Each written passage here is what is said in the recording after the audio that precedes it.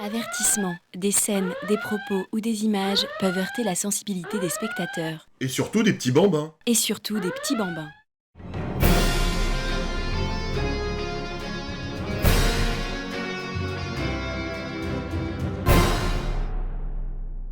Aujourd'hui, bande de petits vénards, on va se faire une fois de plus pouic car je ressors un ouvrage qui sent le vieux et l'eau de Cologne, puisqu'on parle des nouveaux X-Men et particulièrement de leur première apparition dans le Giant Size X-Men, premier du nom, datant de mai 1975 et paru en France en juin 1980 dans le Special Strange 24. J'inonde déjà mon jean, gros. Et tu n'es pas la seule, grosse, car toi aussi, public aimé qui est derrière cet écran, je sens d'ici ton excitation, alors calme-toi. Mesdames et messieurs, approchez-vous sans bousculade. Mais non, mais c'est trop près, vous êtes con ou quoi? C'est pas vrai, ça. Philippe, je sais où tu te caches. Viens ici que je te dis. Non, un bel remplacé. Un bel remplacé. Ça va pas. Mais c'est juste insupportable. Arrêtez. Voilà un beau Special Strange numéro 24 à la couverture péchue, sirupeuse et bien juteuse.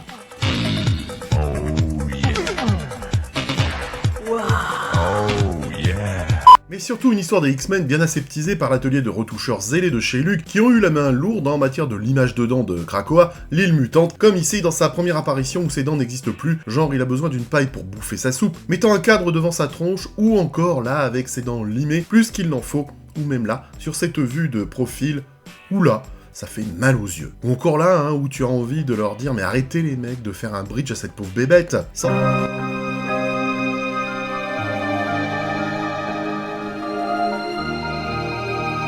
c'est pas les dents, c'est le reste qui est caché par des bulles impromptues, ici ou là, pour dissimuler la créature monstrueuse. Monstrueuse? Oui, oh bah ça va. Sans parler des onomatopées effacées, comme dans la première scène de Diablo, celle avec Serval au début de l'histoire, ou même là. Non, pardon, ça c'est une carte de Perpignan. De même, Luke avait eu l'étrange lubie de publier cet épisode-là, comme ça, entre la fin des deux arcs des X-Men, celui où ils avaient affronté la division Alpha, et juste avant leur capture par Arcade. Si le scénario est de Len Wein, il faut savoir que c'est Chris Claremont qui a permis de terminer cette histoire, et même s'il n'est pas crédité, il est le sauveur de la fin de cette histoire, car Len Wein n'avait pas su comment la terminer. Et ce rôle de Chris Claremont a été réaffirmé dans le numéro de l'officiel Marvel Index to the X-Men, numéro 4, en novembre 1987. Chose confirmée par The X-Men Companion, volume 1, sans oublier dans le David Duchovny magazine numéro 36. Côté dessin et ancrage, c'est bien évidemment Dave Cockrum, un Dave Cockrum qui avait été annoncé et confirmé comme étant le nouvel artiste des X-Men dès septembre 1974 dans Foom numéro 7. Foom, ça me fait penser à Foon. Oui, merci Scarlett. Il avait été également annoncé l'arrivée d'une nouvelle Marvel Girl créée par Roy Thomas, Jenny Thomas et John Romita. Ah! Ouais, et c'est ce qui avait été annoncé, mais Dieu me tripote, nous avons été épargnés par cette mauvaise idée. Alors, en quoi cet épisode est intéressant, me demanderez-vous? Non. Eh ben, je vais quand même vous le dire, ce récit introduit la nouvelle équipe des X-Men, comprenant certains personnages qui étaient déjà apparus précédemment, comme le Hurleur, dit Banshee, ce connard de Feu du Soleil, dit Sunfire, et bien évidemment Wolverine, que les purs de chez Lug, les vrais, ceux qui ont un service 3 pièces, appellent Serval. Ces personnages stylés, au charme swag, seront accompagnés d'autres personnages vraiment nouveaux, comme la plantureuse Tornade, au téton défiant la gravité, l'inoxydable Colossus, au charme slave, dont le langage eut besoin de méthode, d'après Cyril. J'ai pas compris la blague. Normal, il faut avoir une culture. Connard. Mais aussi l'inquiétant Diablo et l'insupportable épervier alias Thunderbird. Alors nous le savons, et pas seulement de Marseille, c'est le livre qui a revitalisé la franchise de la série des X-Men qui était jusqu'alors en réimpression depuis 4 ans. 4 ans Non, 5 ans, pas 4 bandes de bolosses. Et donc l'histoire commence de façon pétulante avec le chevelu Xavier, on dirait Fred des comics de Fred, qu'on surnomme dans le métier Crinière de Feu, bisous Macaille. Un Xavier donc qui recrute un certain nombre de mutants venus des 4 coins du monde, comme l'Afrique, adieu, belle Africa. Où vont les eaux bleues du Tanganyika? Merci Michel. Mais aussi du pays du soleil levant, ni bon ni mauvais, représenté par ce connard nationaliste de Feu du Soleil qui à chaque fois vous japonais. Ou de la Deutschland über alles, incarnée par ce diablotin de Kurt Wagner, sans la moindre symphonie. Bref, ça fait très United Color of bande de cons. Par rapport à sa première apparition en 1974, c'est dans cette aventure qu'on nous révèle le côté plus brut de décoffrage de Serval. Un Serval d'ailleurs mieux dessiné par Cockrum que par Herb Trimpe dans l'Incredible Hulk 181 d'octobre 1974 que nous avons pu lire dans le Strange Special Origin numéro 226 en octobre 1988. Dans la scène où Serval coupe la Cravius du haut gradé canadien, il a été dit que normalement Jem Hudson était dans la pièce à ce moment-là, mais n'apparaissant pas, cette affirmation reste de la pure spéculation. J'adore les spéculoos. Et je vois pas le rapport. C'est aussi la première fois que nous voyons que les griffes de Serval sont rétractables. Comme ta bite? Certes, mais pour en revenir aux griffes de Serval, on y voit déjà l'effet sonore snicked. Alors je sais que vous n'en avez rien à faire, mais on nous annonce que les costumes des X-Men ont été fabriqués par... Donald Cardwell? Alors non, mais à partir de molécules instables données par Reed Richards, dit Monsieur Connard. Pourquoi tu le traites de connard? Parce que c'est un connard. Ah bah alors là, patron, vous m'avez convaincu. Matez-moi cette image au costume coloré et dites-moi que vous n'avez pas tout de suite pensé à une réunion d'adolescentes déguisées en licorne à la Japan Expo. Le genre à chier des arcs-en-ciel. En parlant de connard, Cyclope explique la raison pour laquelle tous ces nouveaux X-Men ont été recrutés. L'équipe précédente des X-Men a disparu sur l'île de Krakoa. Elle a disparu au coin de la rue, On ne l'a jamais revu. comme le disait Jean-Pierre sur l'île de Madère. Seul Cyclope en a réchappé et donc il monte une expédition pour aller retrouver les X-Men. Il est conduit donc sur l'île du Pacifique Sud où ils ont été vus pour la dernière fois après avoir combattu certains des habitants de l'île. L'équipe de secours découvre que l'île elle-même est la menace. Elle s'appelle Krakoa et elle a été en quelque sorte mutée en un être vivant lors d'essais atomiques dans le Pacifique Sud et maintenant elle veut se nourrir d'énergie mutante. L'allusion ici des scénaristes est celle faite à l'île de Bikini dans les îles Marshall. L'île de Bikini était en 1946 un véritable paradis tropical dans la chaîne des îles Marshall de l'océan Pacifique. 11 familles vivaient paisiblement sur leur île avec leurs filles aux cuisses larges. Les hommes tapaient sur des bambous et jouaient pas les requins. Ils vivaient leur vie au bord de l'eau, cocos et coquillages. C'est bon, j'ai la ref. Michel Gélaref. Mais cette année-là, les planificateurs militaires américains ont conclu que l'atoll de Bikini était le lieu idéal pour tester la puissance des bombes atomiques. Les 161 insulaires furent déplacés de leur île vers l'atoll de Rongerik, à des centaines de kilomètres de là. On leur a dit qu'ils ne seraient que temporairement absents de chez eux. Ce fut ensuite 42 000 soldats américains qui s'installèrent à Bikini. 42 000, et les militaires installèrent une flotte composée d'une dizaine de navires dans le lagon, et en juillet, 2 bombes atomiques explosèrent. Cet été-là, la température a oscillé autour de 100 degrés à Bikini.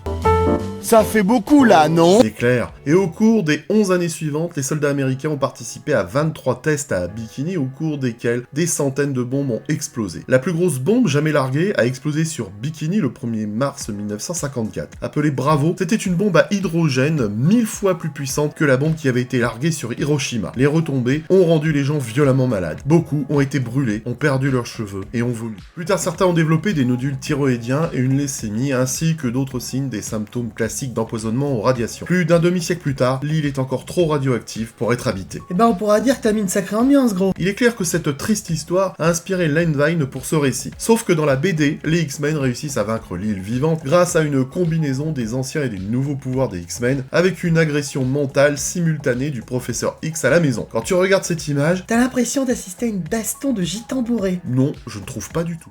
Cette histoire est assez efficace et vaut pour l'interaction entre tous les mutants, bien que lourde à la manière des bêteurs-testeurs de Black Caramba des années 70. Toutefois, les nouveaux personnages sont rapidement aimés et populaires. Il faut que vous le sachiez, pas seulement dans l'atoll, ces X-Men étaient basés sur des conceptions que Cockrum avait à l'origine en tête pour Legion of Super Heroes chez DC, comme par exemple Black Cat, qui sera réutilisé par Cockrum pour faire Tornade. C'est du vol et du plagiat. J'aime pas trop les voleurs et les fils de pute. Et puis Nightcrawler, qui fut une première fois refusé chez DC, puis une seconde fois lorsque Cockrum tentera de l'inclure dans les Outsiders, une nouvelle équipe qui voulait également introduire dans l'univers de Légion. Heureusement pour Marvel, cette proposition fut également rejetée, et Cockrum remit ses créations dans sa culotte en attendant une prochaine occasion. Et au final, il est amusant de se rendre compte que les personnages conçus par la Légion, dont certains ont le look de soldats roumains version Netflix, en fin de compte seront ramenés de façon subrogative en tapinant dans Marvel en tant que garde impériale avec ses costumes swag et chamarrés à l'esthétique d'un autre temps.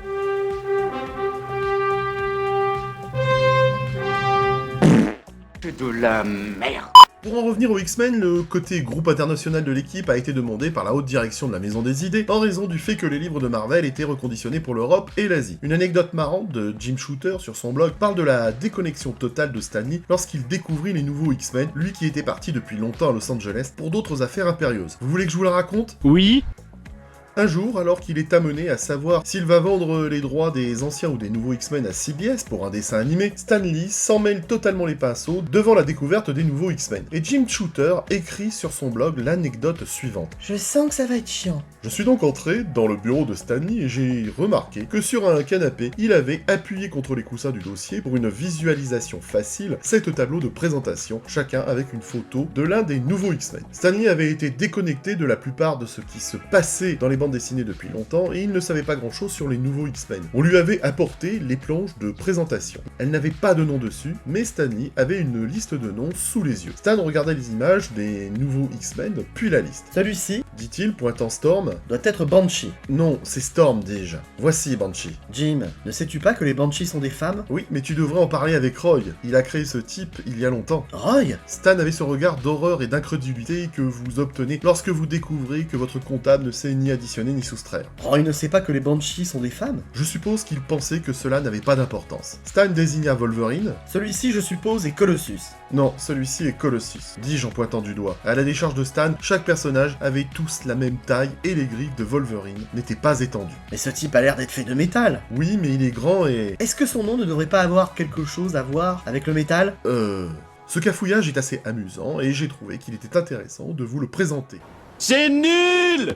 Après ce X-Men Giant Size numéro 1, il semblerait que la série régulière des X-Men n'était pas prévue pour reprendre au numéro 94. D'après Magic Claremont, les X-Men 94 et 95 étaient à l'origine tous deux censés être le Giant Size X-Men numéro 2. Un Giant Size 2 qui, dans une logique de vente, aurait dû être un épisode choc avec la mort d'Épervier, dit Thunderbird, car dès le début, le gazier était destiné à mourir comme un argument de vente choc pour le Giant Size X-Men numéro 2. Et finalement, la saga des X-Men au départ n'aurait dû être qu'un trimestriel géant, mais à la place, la renaissance bimensuelle de la série régulière s'est produite grâce aux bonnes ventes du premier Giant Size. C'est vraiment super. De même, la formule des Giant Size dans son ensemble fut rapidement abandonnée et d'ailleurs, le second Giant Size en août 1975 n'aura rien à voir avec les nouveaux X-Men puisqu'il sera une réédition du X-Men 57 de Roy Thomas et Neil Adams datant de juin 69 dont la lecture a autant de fun qu'une soirée photocopieuse. Voilà, j'avais envie de revenir sur ce Giant Size des X-Men que je n'avais pas véritablement abordé par le passé et en particulier car vous avez été un certain nombre à me demander d'en parler. Et comme je ne peux rien vous refuser, j'ai répondu à votre demande car je suis magnanime. Tu savais qu'il y avait la tour Magne à Nîmes? Pardon? Ah, jolie l'ancienne. Beau jeu de mots. Cette blague a plus de succès qu'escompté. Sur ce, mes petits farfadets, il est temps de nous cuiter. J'espère que cette vidéo vous aura fait plaisir Oui. et que les femmes ont inondé leurs jeans devant tant de nostalgie vintage. Tu nous fais du masterclass, gros. Tu sais, Scarlett, on sécrète tous. Oui, mais il y a une façon de le dire. Laisse pause blow pour récompenser mon boulot. N'achetez pas chinois, c'était Bob Zombie, le prince de la bulle de love dans le tube. Pour vous servir, à bientôt les geeks. Philippe, je sais où tu te caches.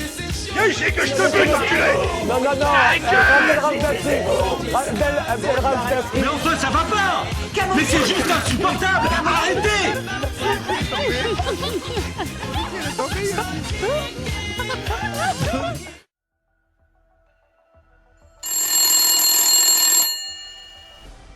Zombie speaking? Non, non, non, tu me déranges pas. J'ai fini l'émission. Non, et puis alors, les gens vont être contents. Bah, j'ai pas mis de feu, ni de marmotte.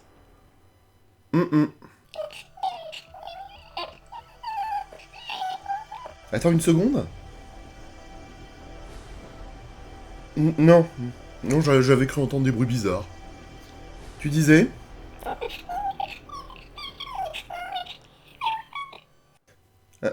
Hein? Non. Bon, faut que je te laisse, là, j'ai des enfants à faire pleurer. Ouais. Ouais, salut. Bise.